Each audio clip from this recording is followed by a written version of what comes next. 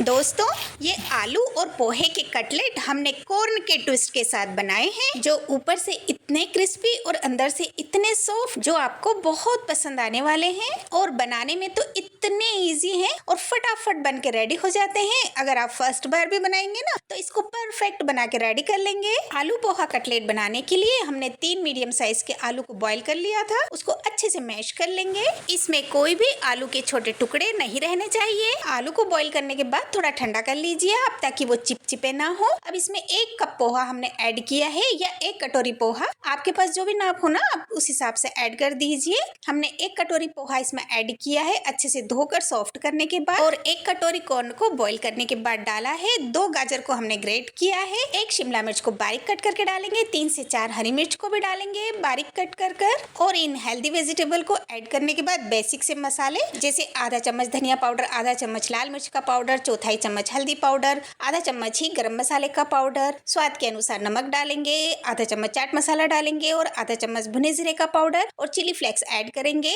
और 1 बड़ा चम्मच भर के हम इसमें कसूरी मेथी ऐड करेंगे। कसूरी मेथी डालने से इसमें बहुत अच्छा टेस्ट आता है, इसीलिए हमने इसमें कसूरी मेथी ऐड की है। और इन सबको बहुत अच्छे से मिक्स कर लेंगे। आप चाहें तो हाथ से अच्छे से मिक्स कर लीजिए। इतना अच्छा टेस्टी, चटपटा और फ्लेवरफुल वेजिटेबल से भरपूर हमारा आलू और पोहे का मिक्सचर बनके और रेडी हो गया है। अब इसमें हम कटलेट बनाएंगे ना, तो उस हिसाब से आप इसके मिक्सचर को ले लीजिए इस तरीके से हाथ में, और जो शेप आपको देना है, आप चाहें तो गोल शेप के कटलेट बनाएं, सिलेंड्रिकल बनाएं, या आप चाहे तो आइसक्रीम की शेप का भी बना सकते हैं। देखिए, हमने सिलेंड्रिकल बनाया है, क्योंकि इसमें आलू और पोहा ऐड है, इसलिए आप जो भी शेप बनाना चाहेंगे ना, बहुत आसानी से बन के और रेडी हो जाएगा। देखिए, एक तो हमने टिकिया वाला शेप भी बनाया है, आपको बना के बताती हूँ। आप चाहे तो इस तरीके से टिकिया का शेप भी बना सकते हैं। इसी तरीके से सारे कटलेट हमने रेडी कर लिए हैं पोहे और आलू के। चलिए स्लैरी रेडी कर लेते हैं। हमने 4 टेबल स्पून कॉर्नफ्लोर लिया है, या आप चाहें तो मैदा भी ले सकते हैं। उसमें स्वाद के अनुसार चौथाई चम्मच नमक ऐड किया है और आधा चम्मच चिली फ्लेक्स ऐड करके इसे अच्छे से घोल लेंगे। मतलब बिल्कुल लम्स नहीं रहने चाहिए। स्लैरी ना ज्यादा पतली होनी चाहिए, ना गाढ़ी, एकदम मीडियम होनी चाहिए। इधर ब्रेड क्रम्स भी बना लिए हैं, हमने ब्रेड को ग्राइंड कर लिया है।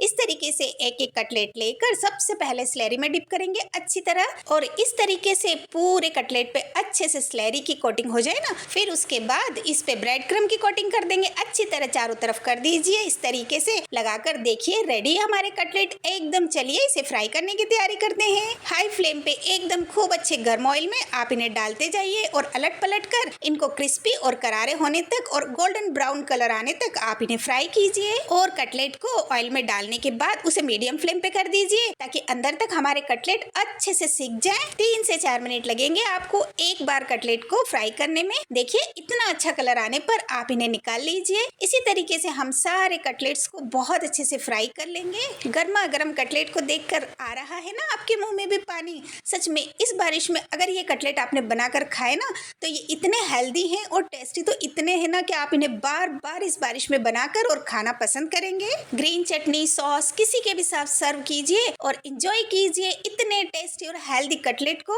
और अगर इस वीडियो में आपको कोई भी जानकारी अच्छी लगे और आपने कुछ भी अच्छी चीज सीखी है ना, तो खुश हो जाइए, क्योंकि कोई भी नई चीज सीखना ही जिंदगी का नाम है। तो कुछ नया सीखते रहिए और आगे बढ़ते रहिए। वीडियो को लाइक कीजिए, सब्सक्राइब कीजिए और खुश रहिए। और इन क्रिस्पी और टेस्टी कटलेट को बनाकर अपना फीडबैक जरूर से कमेंट में शेयर कीजिएगा कि आपको कैसे लगे।